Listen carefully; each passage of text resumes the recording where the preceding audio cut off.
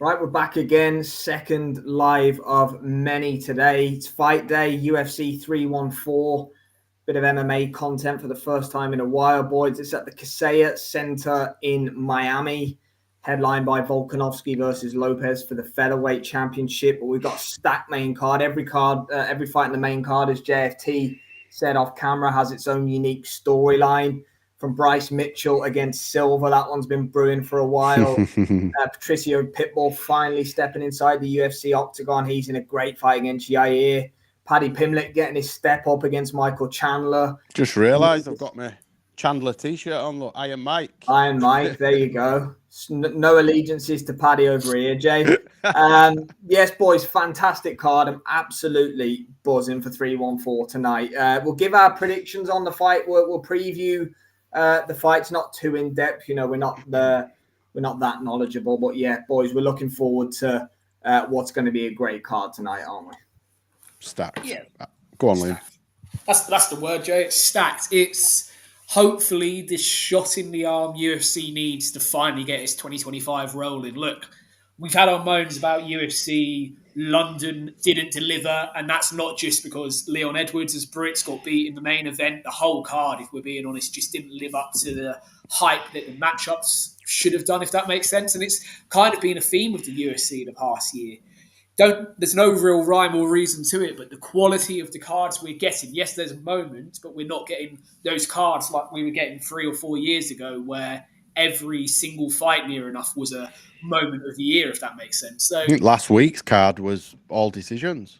Yeah, exactly. Fight night so card. many decisions, so many, rinse and repeat performances, so to speak. And you're in a position He's now done where- it. He's done it, Sam. Not happy with that. Not happy with that. 2 minutes in, he's took your fucking line, mate.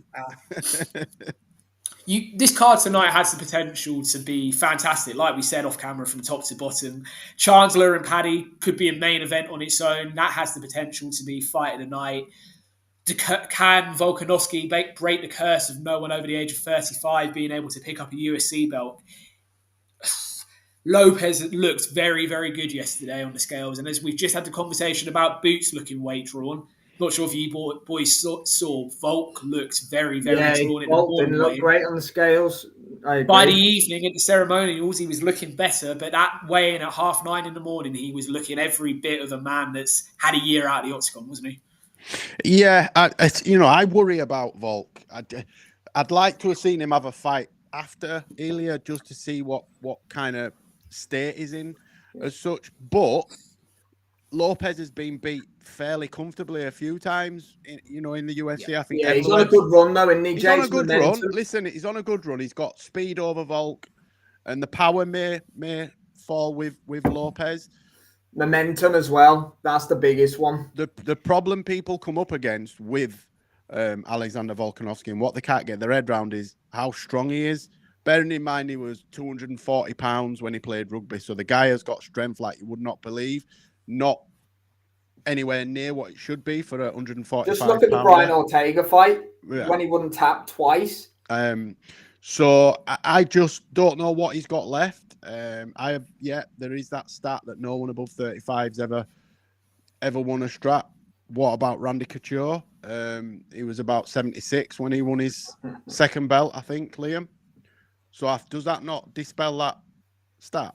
I'm pretty sure. Apparently, I heard another one as well. No one's ever been 2-time featherweight champion in the UFC that's won the belts inside the octagon. Aldo is, but he got upgraded from WEC as well. So he's got a lot of history going against him, Volk. He has, but he is the man to be able to dispel all those myths. I just fear how he holds a shot. I think out of everyone... Go on, sorry. Yeah.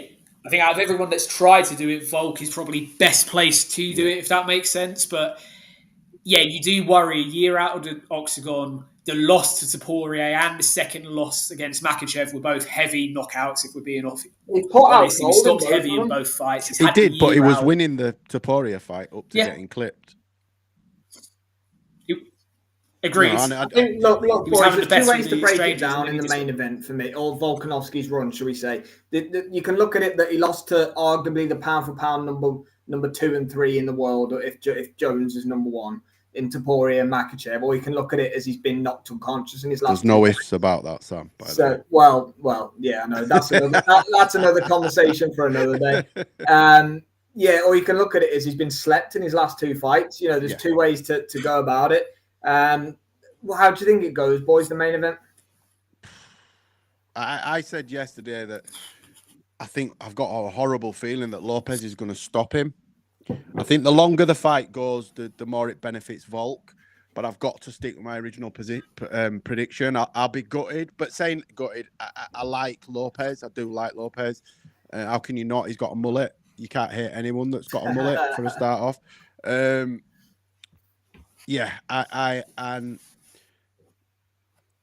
going Lopez stoppage round 2. I'm going for a Lopez stoppage as well. I'm backing the underdog. I just think momentum and Volk's age has got everything's going to go against him in this one. I think Lopez's naivety could help him in this, if you know what I mean. Kind of just steaming in. Yeah, I think that'll. How do you see it, Liam?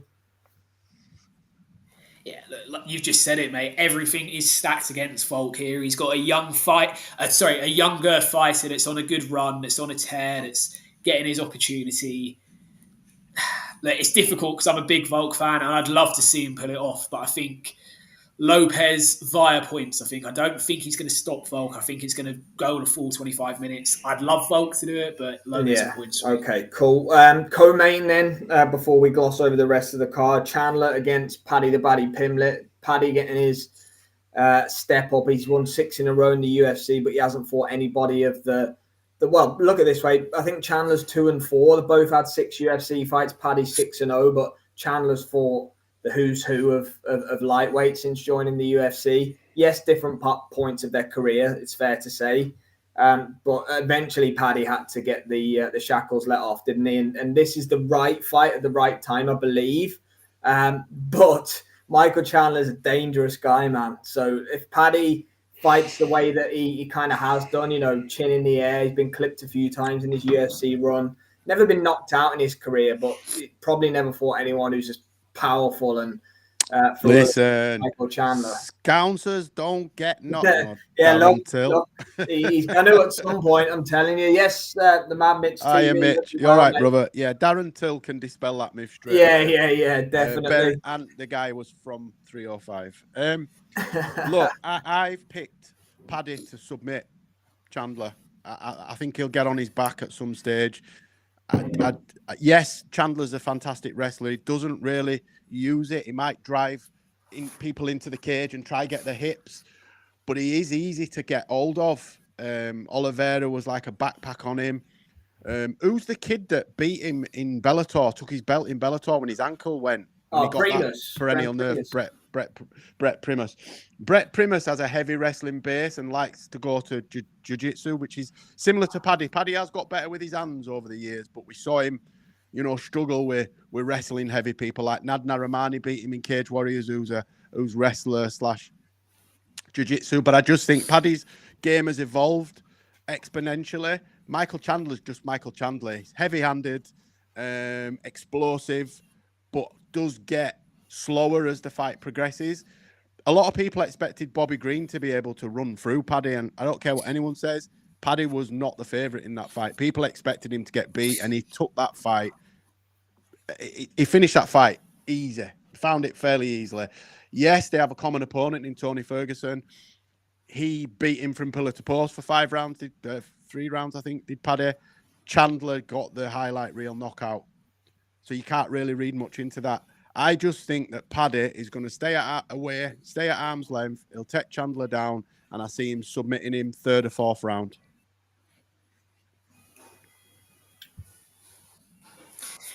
It's the old cliche of it looks like it's the right step up, the right fight at the right time for Paddy. I mean, he looks every bit like he's ready for this stage this week. His interviews he's done, he seems, as Paddy always does, but that calmness still seems to be there. Even yesterday, he was, he's more calm than I probably thought he might be 24 hours away from the fight with Chancellor. Calm all week, Liam.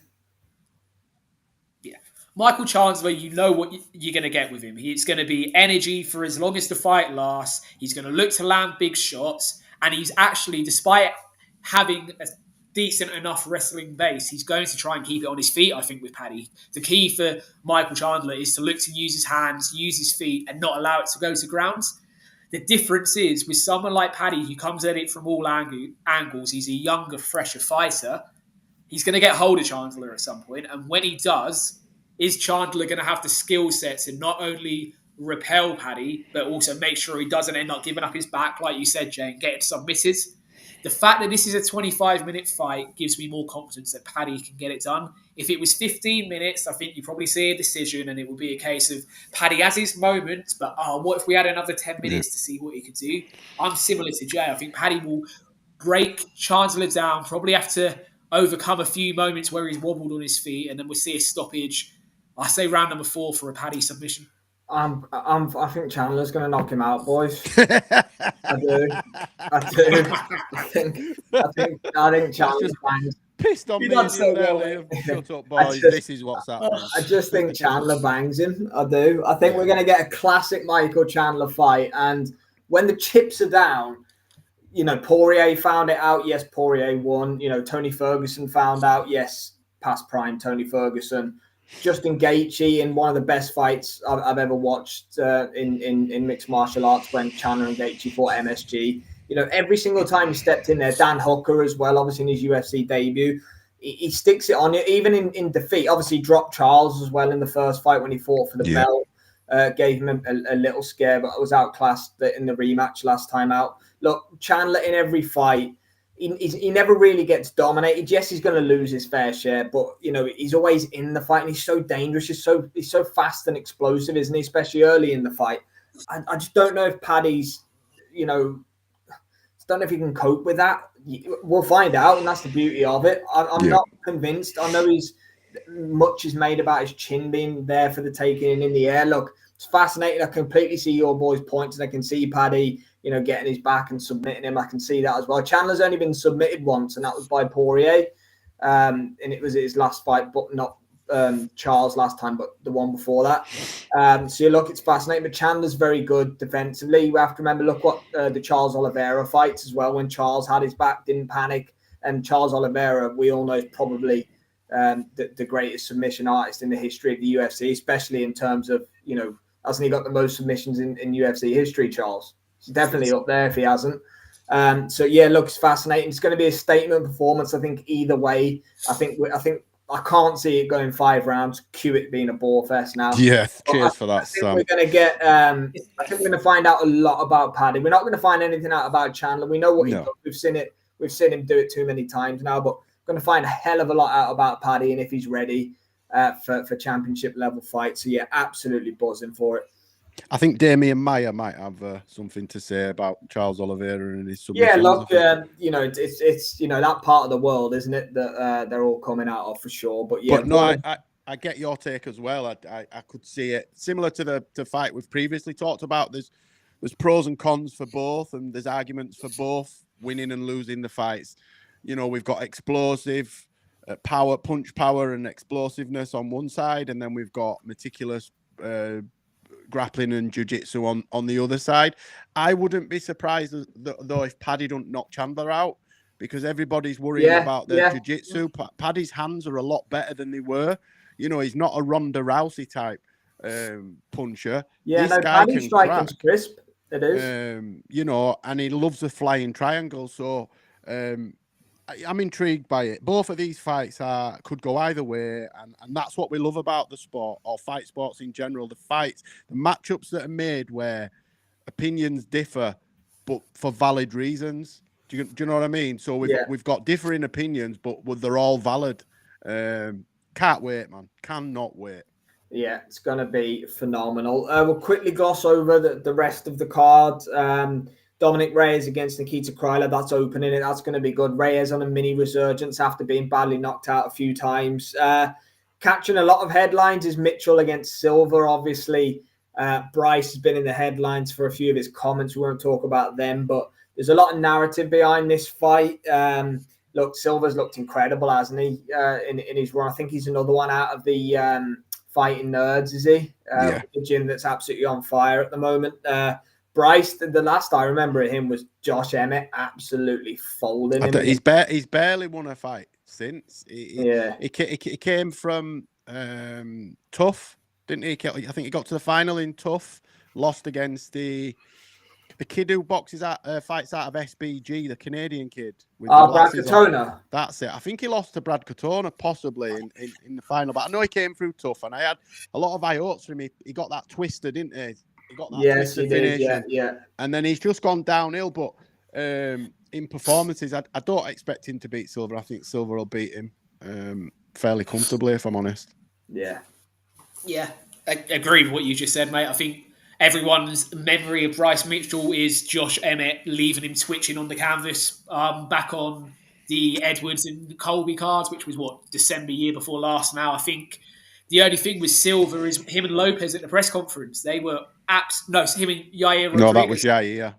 Yeah, sorry. Both at each other's throats, weren't they? If that is Silver's focus, looking ahead to potential fight there, then you can see Bryce Mitchell picking up a victory, but Silver's too good, I think. I don't know if it will be a stoppage. We may get it going the full 15 minutes, but be very surprised if Mitchell. And you can't say that Bryce Mitchell didn't have the line of the press conference when Silver says, "I'm a dog," and he says, "When dogs come on the land, they all squeal." Bryce is an absolute maniac. He's a maniac. Oh, he he's is. off his tits. Yair against Pitbull. Pitbull making his long-anticipated UFC debut. That can't not deliver either, boys. No. I think Pitbull will run through, yeah. It could be interesting. I think the big question with Pitbull is, 36 years of age, has he come to the UFC too late? We've had a similar conversation about Michael Venom Page. Has he finally moved over to the UFC too late? Is his best days behind him? I'm not saying we'll get a 100% answer from Pitbull tonight, but that has to be the only with him. Excited to see it, but has it come 24, 36 months too late? I know what you mean about that, but, Chandler was another one, like 34, 35. Look, he's made great money and great moments. MVP just beat Shara Bullet, so, maybe it could work out. Yeah, of course, but that's if you want to have a bit of devil's advocate in the conversation, then it is, has he moved over too late? Yeah, and look, again, we're definitely going to find out because Yair is beautiful to watch in flow as well. So if Pitbull's not on it, Yair will either knock him out or submit him probably. He's a natural finisher. Rodriguez. So it's going to be fascinating, boys. Some really good fights on the prelims as well. Probably the best UFC card this year, I would say. Absolutely. I don't actually think there's any doubt about that, to be fair. As you said earlier, I think it was Liam that said it, it's nice to have a big UFC card to look forward to. It's been a little bit quiet on things. Afternoon, Luca. Thanks for joining us. Yes, Luca. Hope you're well. We'll be there live watching it. We've got Boots Stanionis that we'll be checking in with first, and then we'll be straight over to UFC 314 afterwards. Thanks to Jay Liam for joining me as always. The Mad Mitch TV and Luca in the comments. And thanks, boys. Gonna go get some rest, and then we'll be here and live in the not too distant future and see how everything unfolds tonight. Have a great Saturday evening, everybody.